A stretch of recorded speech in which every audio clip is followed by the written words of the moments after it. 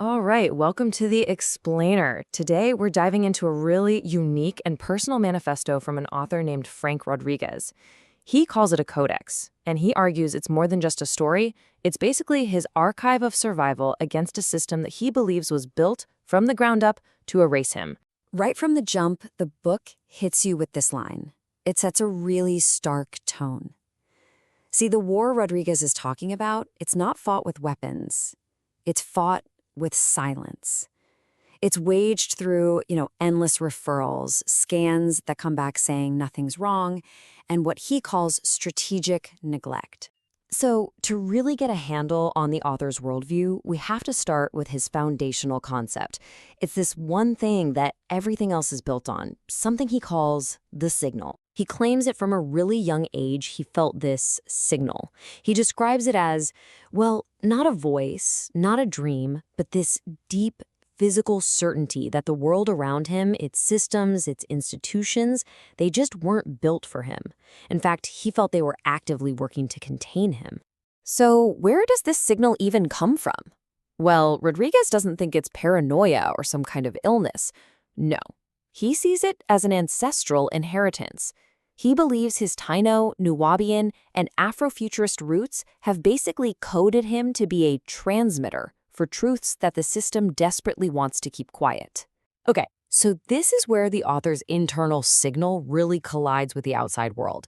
He starts documenting what he sees as this deliberate campaign against him, a campaign that ultimately leads to a massive health crisis that he calls the ritual of sabotage. A really central claim in this codex is that his body's breakdown was a direct result of what he calls environmental sabotage.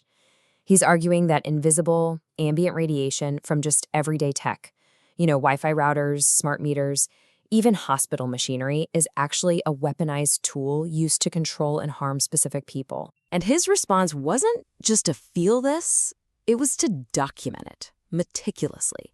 He created what he calls a Codex of exposure, where he links specific dates, technologies, and his physical symptoms. And then he gives them these really mythic-sounding titles like Midnight Hum or The Scan That Erased Me. This timeline really shows what he calls the pre-collapse compression.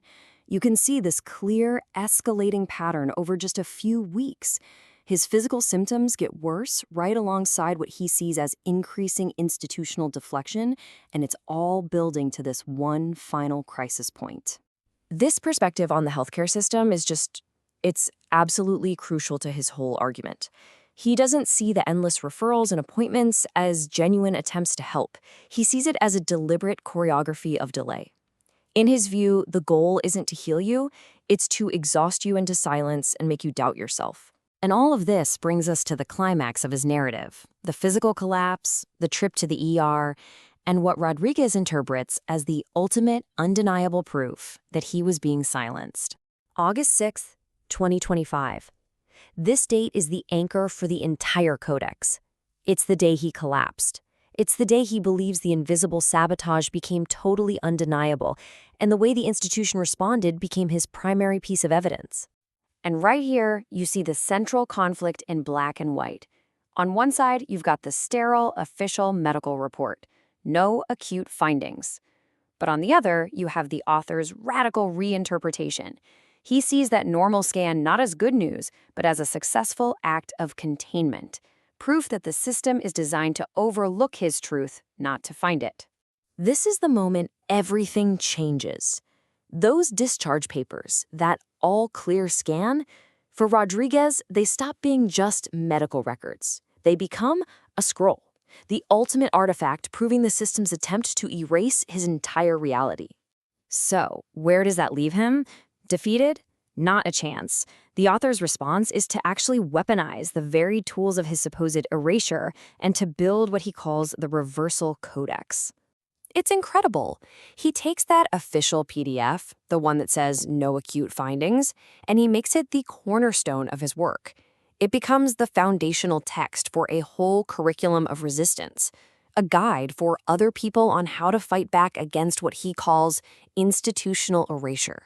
His strategy is laid out in these 5 actionable steps, which he calls a youth transmission protocol. It's basically a tactical guide for anyone who feels silenced. And just listen to the language he uses. Encrypt your language, build your codex, activate reversal. This isn't just about coping, you know? It's about transforming a personal struggle into a shareable, strategic form of resistance. And it all comes down to this complete reframing of identity. He's telling his readers, look, you're not patients in a broken system, you are powerful transmitters. Your bodies aren't failing, they are scrolls. And just surviving, that itself is an act of defiance. In the end, Rodriguez's Codex leaves us with this profound challenge to how we think about evidence and authority. It forces all of us to ask the question you see here. What happens when the official record, the very thing that's supposed to validate your experience, becomes the ultimate proof of your erasure? It's a heavy question to sit with.